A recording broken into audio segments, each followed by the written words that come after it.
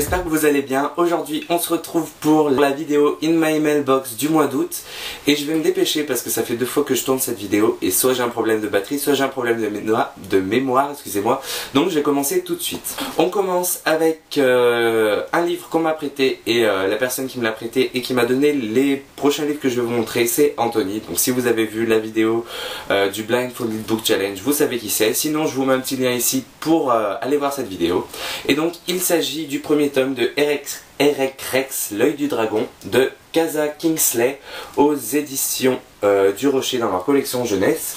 Et c'est un roman qui m'a conseillé parce qu'il a adoré. Malheureusement j'ai vu ce livre, a dit qu'il avait que 11,5, donc je vais quand même lui faire confiance et on verra bien ce que ça donne.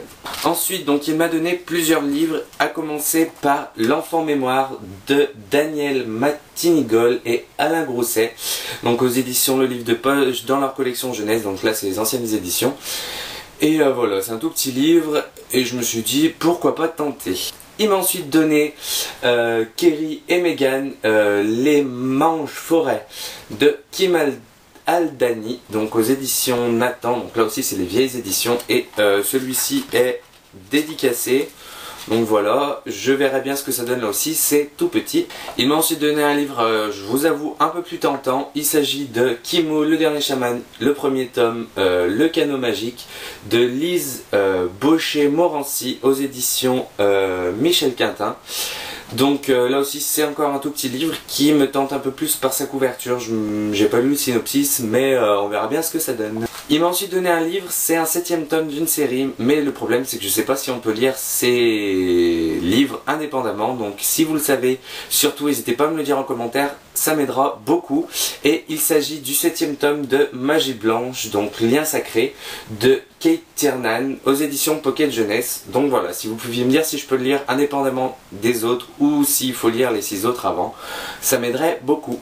Et enfin il m'a donné un livre qui a été réédité il y a peu de temps chez Pocket Jeunesse. Il s'agit de La Guerre des Fées, donc là c'est le premier tome, de Herbie Brennan aux éditions Pocket Jeunesse. Donc. Et oui, ça a été réédité il y a pas longtemps, il me semble que le 2 va pas tarder à sortir ou est déjà sorti. Et voilà, tout simplement. Donc cet été, je pense qu'on a tous profité de l'offre 2 achetés 1 offert et forcément j'ai craqué. J'ai craqué pour 2 Pocket Jeunesse. Le premier, il s'agit du premier tome de Time Riders de Alex Caro, donc aux éditions Pocket Jeunesse dans leur collection best-seller. Et c'est un livre qui me tente depuis 1 an au moins et voilà, je me le suis procuré et je vais enfin pouvoir le lire.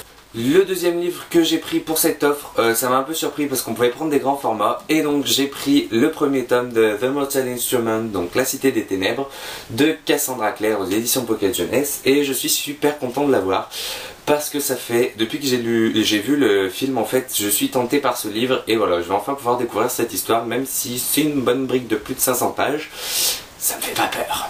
Et donc pour le livre offert, je m'attendais à un Pocket Jeunesse et absolument pas. J'ai pris Grégor, le premier tome, La prophétie du gris, donc de Suzanne Collins. Je pense que vous connaissez maintenant, c'est l'auteur de Hunger Games.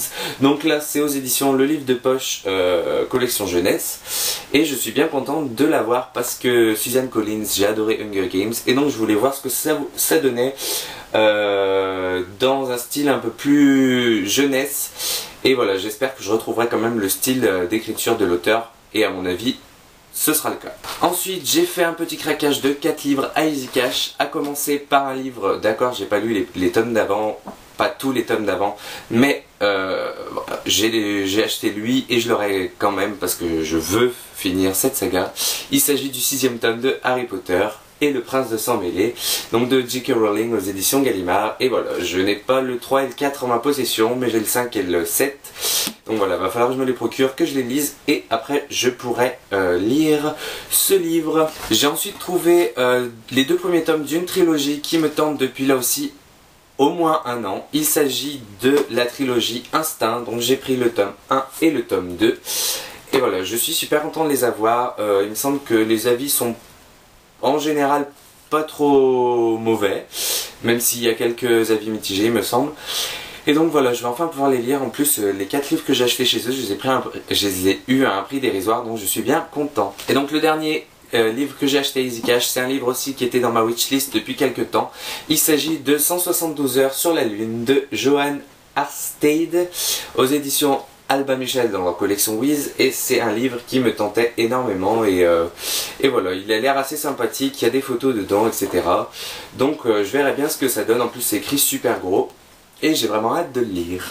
Et ensuite on passe à la commande Gilbert Joseph dont je vous ai parlé dans une de mes précédentes vidéos où j'ai craqué complètement. Et je vais commencer tout de suite parce qu'il y en a beaucoup. Et je commence avec un livre qui me tentait beaucoup, c'est surtout la maison d'édition qui m'intrigue beaucoup. Il s'agit de NH, donc de Stéphane Thémaillon, chez Oscar Éditeur dans leur collection science-fiction. Et c'est une maison d'édition qui m'intrigue beaucoup. Malheureusement, je trouve qu'elle est un peu chère pour les livres que c'est, parce qu'il me semble que ce livre, qui fait à peine 200 pages, coûte 12 €. Je l'ai payé 4 € et c'est vrai qu'il y a beaucoup de petits livres de 70 pages qui font 6 € et je trouve ça assez cher pour la quantité de lecture qu'il y a. Et voilà, je vais quand même pouvoir découvrir ce roman parce qu'il m'intriguait beaucoup et découvrir la maison d'édition, voir ce qu'elle propose un peu parce qu'elle m'intrigue énormément. J'ai ensuite acheté un livre qui a pas mal fait parler de lui il y a quelques temps. Il s'agit de Genesis Alpha de Rune Michaels aux éditions Milan dans leur collection Macadam. Et voilà, je vais enfin pouvoir le lire. C'est un tout petit livre qui va sûrement se lire très rapidement, mais je voulais le découvrir et j'en ai enfin l'occasion. J'ai ensuite acheté un livre que je ne pensais pas du tout acheter au début et en fait on m'en a parlé et le style de l'auteur m'intrigue beaucoup. Et au final l'histoire peut être pas trop mal selon moi. Et donc il s'agit du premier tome d'Insaisissable ne me touche pas de Terre ma fille aux éditions Michel Lafon. Et voilà, franchement je pensais pas me le procurer un jour, mais quand on m'en a parlé on m'a vendu du rêve et donc je me suis dit il me le faut et c'est le cas maintenant. J'ai ensuite acheté un livre qui me tente depuis sa sortie à cause de certains blogueurs et youtubeurs. Notamment Justine de Ferry Neverland et Crouton de Palace Crouton et du blog Palace of Books. Il s'agit de Je m'appelle Budo de Matthew Dix aux éditions Flammarion. Et voilà, c'est un livre qui me semble un peu dans la même trempe que Wonder et donc du coup j'ai vraiment envie de le découvrir parce que Wonder était un gros coup de cœur.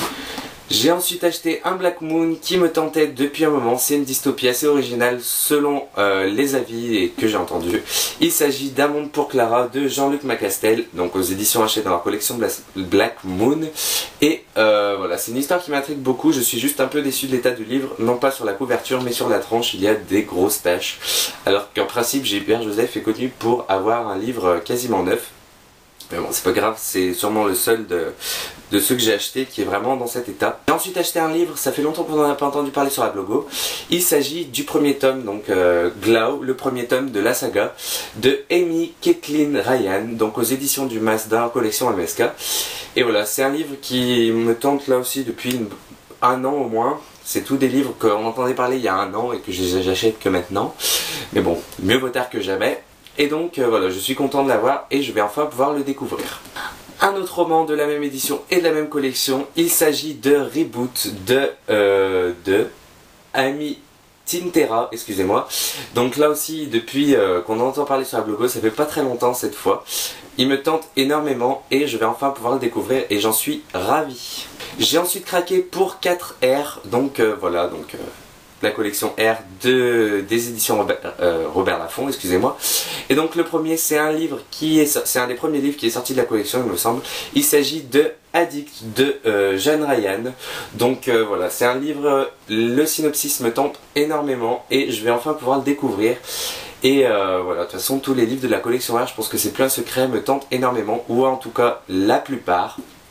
Et donc je vais enfin pouvoir découvrir ce roman. Pour continuer, une auteure emblématique, oui, de la collection, il s'agit de, j'ai mangé son nom, Karina Rosenfeld, excusez-moi. Il s'agit du premier tome de la Symphonie des Abysses, donc voilà. Et il est d'occasion, donc déjà, il est pire que neuf parce que même en librairie on le trouve, il est encore plus abîmé. Et le petit plus c'est qu'il est dédicacé, bon certes pas à mon nom, mais il est quand même dédicacé, donc ce qui rend encore plus le livre unique. Ensuite les deux prochains R que je vais vous montrer, c'est des sorties un peu plus récentes mais qui me tentent énormément aussi. Le premier c'est Les Vivants, donc de Matt Della Pena. Donc voilà, c'est un livre qui me tente énormément et j'espère que je vais pas être déçu parce que c'est... La couverture en fait m'intrigue énormément et me donne envie de kiffer ce livre. Et enfin là c'est surtout pour le synopsis que j'ai craqué, et la couverture, je dois avouer, elle est magnifique aussi. Il s'agit du premier tome de la saga, donc Imposteur, de Suzanne Winaker. Et là aussi donc c'est un livre tout récent de la collection et que j'ai vraiment envie de découvrir. Et je vais enfin pouvoir le faire parce que l'histoire a l'air juste très originale. Et enfin j'ai craqué pour 3 mangas. Le premier c'est un manga dont je le veux depuis une éternité, et tout simplement à cause de son sujet et de sa couverture qui est juste magnifique. Il s'agit de Les cerisiers fleurissent malgré tout de Keiko Ichiguchi, donc aux éditions Kana dans la collection manga. Alors déjà le format est assez original et voilà, ça parle de la catastrophe tsunami, enfin séisme, tsunami et Fukushima donc en 2011. Et donc je pense que ça va être un manga assez bouleversant et j'ai vraiment envie de découvrir. Donc ce sera chose faite dans très peu de temps. Ensuite j'ai acheté un autre manga de la même collection, donc manga aux éditions Kana.